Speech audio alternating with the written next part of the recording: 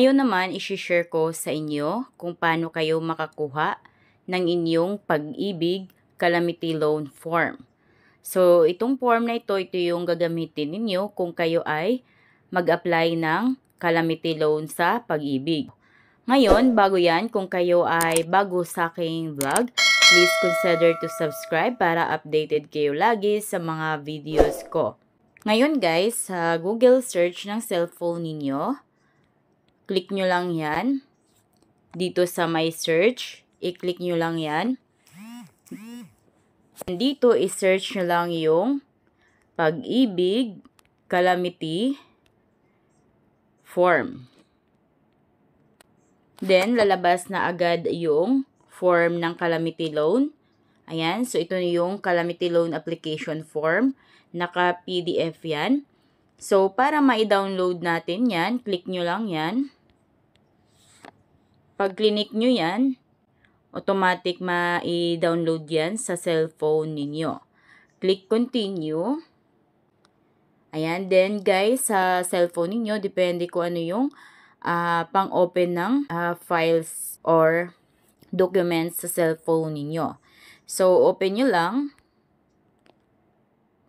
Ayan, na-download na natin tong calamity loan application form. So, ito guys, dalawang form ito. Ayan. So, dito sa first page, pag kayo ay employed man or kung anong status, membership type status nyo kay Pag-ibig is kailangan meron kayo nitong first page. Ito yung calamity loan application form, front page. So, dito naman sa pangalawang form, ayan. So, itong pangalawang form guys is hindi ito pwede sa lahat dahil kung kayo ay self-employed or voluntary member, so hindi nyo kailangan gamitin itong back page or yung pangalawang form sa loan application form. So, itong form na ito is para lamang ito sa mga employed member. So, kung kayo ay employed member, kailangan may sign yung employer or HR ninyo dito. So, sila yung mag-fill out dito. Then, kung halimbawa naman kayo ay self-employed or voluntary member, ang kailangang form or pamalit nyo sa form na ito is the declaration form. So, meron akong tutorial nung declaration form. I-search nyo lang yun sa YouTube kung gusto nyo mapanood. I-search nyo lang declaration form Pag-ibig Jubes Vlog.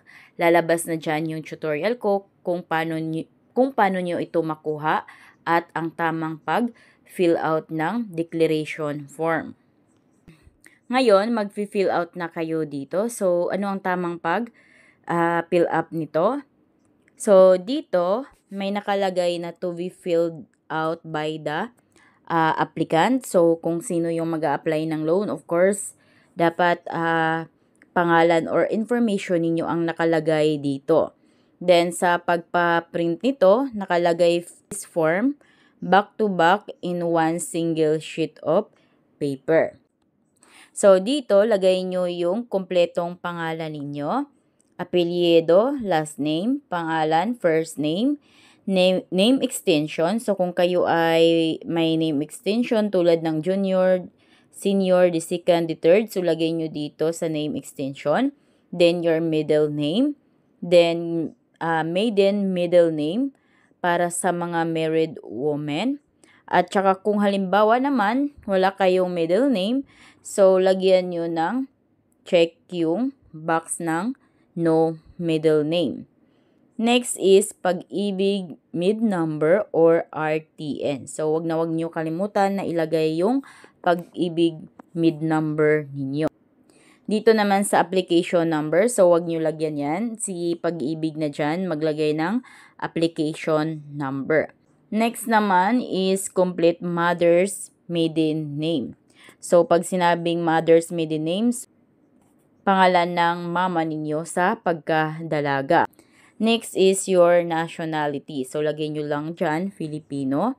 Then, sex, kung kayo ay babae, so lagyan nyo ng check yung box ng female. Next is the marital status. So, ganun din, pag single kayo, so lagyan nyo ng check yung box ng single.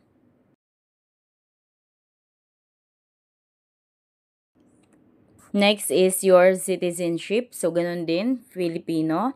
Then, email address. Lagay nyo yung email address nyo dyan dahil any update sa inyong calamity loan is mag-update si Pag-ibig sa inyong email. Next is your present home address.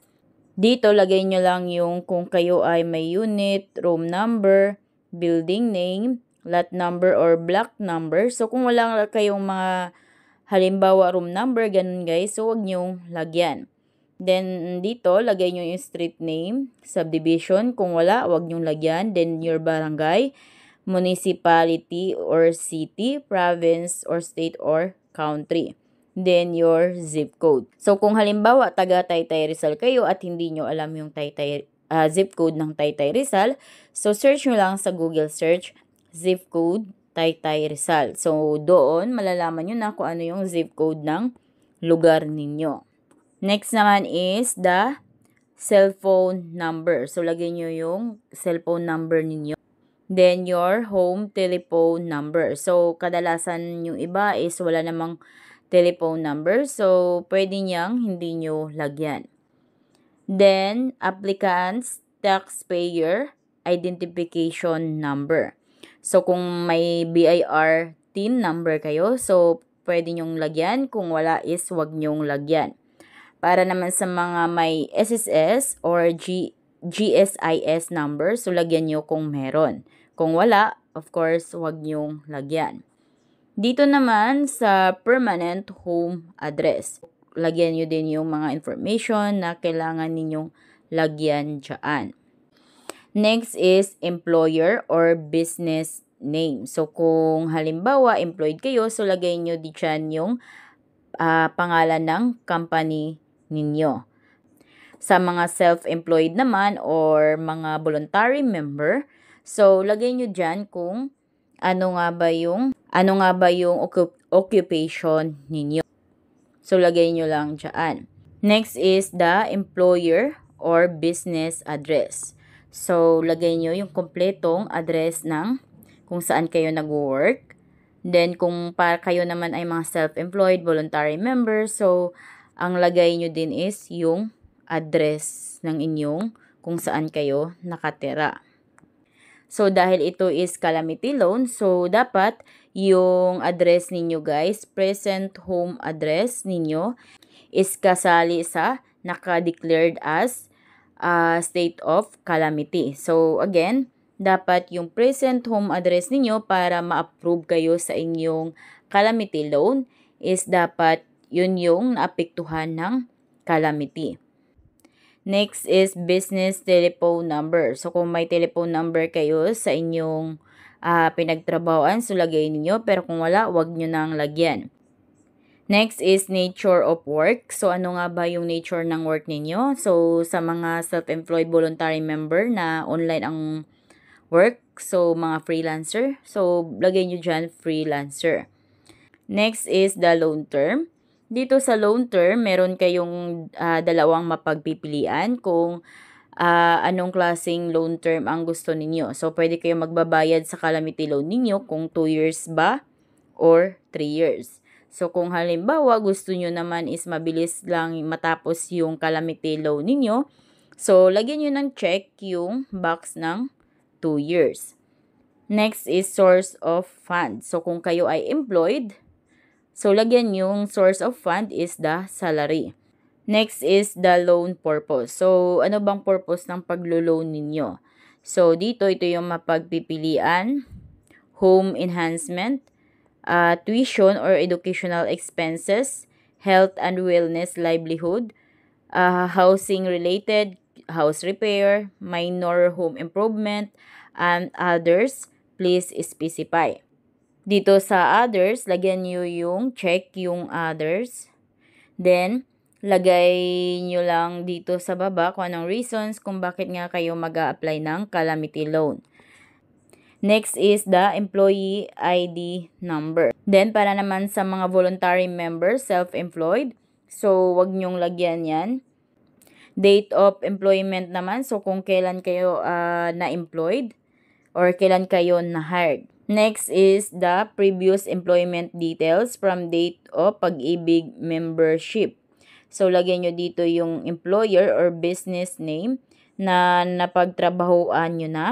Then, business address at saka kung anong nag-start kayo at hanggang kailan. So, naka-format lang yan as month, year. Yan yung ilalagay ninyo dyan. Again, ito is previous employment details. So, yan yung pinagtrabahoan nyo dati bago yung kasalukuyang pinagtrabahoan nyo dito. Ito yung present na pinagtrabahoan ninyo at ito yung history or dating pinagtrabahoan ninyo. So, lagay nyo yung details dyan. Pero kung kayo naman ay self-employed or voluntary member at employed kayo dati, lagay nyo yung mga nakaraang employment details ninyo dito. Next is the signature of applicant. So, lagay nyo yung signature nyo dito. Next is your payroll account or disbursement card. Dito sa payroll account, dito lagay nyo yung card number or Pag-ibig loyalty card number or cash card number. Makikita nyo yung cash card number or Pag-ibig loyalty card number ninyo sa likod ng inyong Pag-ibig Loyalty Card Plus. So, doon sa likod ng Pag-ibig Loyalty Card Plus ninyo, may makikita kayong number dyan. Yan yung account number ninyo. So, yan yung ilagay nyo dyan. So, wag kayong magkakamali dito sa payroll account number. Then, name of bank or branch. So, makikita niyo din yung name of bank or branch sa likod ng Pag-ibig Loyalty Card Plus or cash card ninyo. So, halimbawa, nakalagay dyan is AUB. So, lagay nyo dito, Asia United Bank. Then, dito naman sa application agreement. So, kung kayo ay employed, lagay nyo dito yung pangalan ng kumpanya ninyo. Then, dito, signature applicant over printed name. Dito, lagay mo yung kompletong pangalan mo. Then, sa taas is your signature. Next is the witness. So, dalawa yan. Halimbawa, kamag-anak ninyo. So, lagay mo yung pangalan halimbawa ng tito mo dito. Then, yung signature niya sa taas. Ganon din dito. So, kung halimbawa tita mo, signature naman sa taas. Then, dito naman sa baba, kompletong pangalan mo at signature naman sa taas. Next is signature of applicant. So, lagay nyo yung signature ninyo dyan. Dito naman sa baba, this portion is for Pag-ibig fund use only. So, wag na itong i-fill out ninyo dahil yan, si Pag-ibig na ang mag-fill up dyan. Next naman, next page or back page na form. Ito na yung para sa mga employed. Then, dito guys, dito na yung maglagay yung mismong employer or HR ninyo ng mga breakdown ng inyong basic salary at saka gross monthly income. So, dahil kayo ay employed, kailangan ma-fill up dito yung mga information na kailanganin dito. Then, para naman sa iba pang detalye dito sa calamity loan, halimbawa kung magkano yung interest rate at kung ano mga penalties. So, nandito lahat yung mga guidelines and instructions kung kayo ay may katanungan. So, basahin nyo na lang yan for more information about dito sa pag-apply nyo ng calamity loan sa Pag-ibig. Again, itong pangalawang form is required lang ito para sa mga employed member. Pero kung kayo ay self-employed or voluntary member, hindi nyo na kailangan itong Certificate of Net Pay. Ang kailangan ninyong i-download is the declaration form. So, ganun lang guys, kung paano ang tamang pag-fill up nitong calamity loan form. So, kung kayo ay bago sa aking vlog, please consider to subscribe para updated kayo lagi sa mga videos ko. Thank you for watching!